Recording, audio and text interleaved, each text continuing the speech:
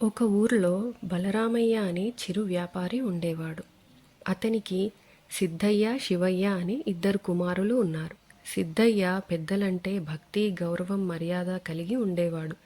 శివయ్యకి పెద్దలంటే ప్రేమాభిమానం ఉన్నా తాను చేసే అల్లరి పనుల వల్ల తండ్రి చేత ఎప్పుడూ చివాట్లు తింటూ ఉండేవాడు. ఒకరోజు శివయ్య చదువుతున్న పాఠశాలలోని ఉపాధ్యాయుడు బలరామయ్యని పిలిచి తన ఇద్దరు కుమారులు చాలా వ్యత్యాసం కలిగి ఉన్నారని, పెద్దవాడు బాగా చదువుతుంటే చిన్నవాడు మాత్రం అల్లరి పనులు చేస్తూ చదువు మీద శ్రద్ధ వహించడం లేదని బలరామయ్యకి చెప్తాడు. అది విన్న బలరామయ్య కోపంతో శివయ్యని దూషణ చేస్తాడు. అలా కోపంతో తన తండ్రి అన్న మాటలు విన్న శివయ్య ఎంతగానో బాధపడి తానంటే తండ్రికి ఎందుకంత కోపమని ఆలోచిస్తాడు.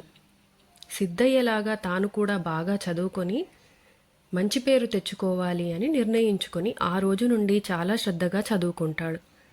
కానీ తను ఎంత చదివినా శివయ్యకి పాఠాలు బుర్రకి ఎక్కవు. అయినా సరే పట్టుదలతో చదివి పరీక్షలు రాస్తాడు.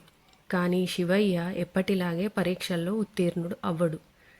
దీనికి చాలా బాధపడిన శివయ్య అసలు తాను ఎందుకు పనికిరాను అని, ఈ జన్మలో తన తండ్రి ఎదుట తలెత్తుకొని నిల్చోలేనని కృంగిపోతాడు.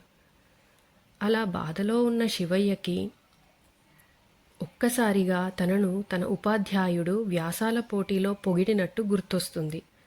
అప్పుడు శివయ్య తన అన్నలాగా తాను చదువులో ముందుండలేకపోయినా వ్యాసాలు రాయడంలో ప్రతిభావంతుడినని అనుకుని తన గ్రామంలో జరిగే వ్యాసరచన పోటీలో పాల్గొంటాడు. అలా వ్యాసరచన పోటీలో పాల్గొన్న శివయ్య 2వ బహుమతి గెలుచుకుంటాడు. ఇది విన్న బలరామయ్య ఆనందంతో ఉప్పొంగిపోతాడు. ఆ రోజు నుండి శివయ్య వ్యాసరచనలో శ్రద్ధ పెట్టి ఒక గొప్ప రచయితగా ఎదుగుతాడు. నీతి: ఒకరిలో ఉన్న ప్రతిభ ఇంకొకరిలో ఉండకపోవచ్చు, కానీ ప్రతి ఒక్కరిలో ఏదో ఒక ప్రతిభ తప్పకుండా ఉంటుంది. దానిని గుర్తించి జీవితంలో ముందడుగు వేయాలి.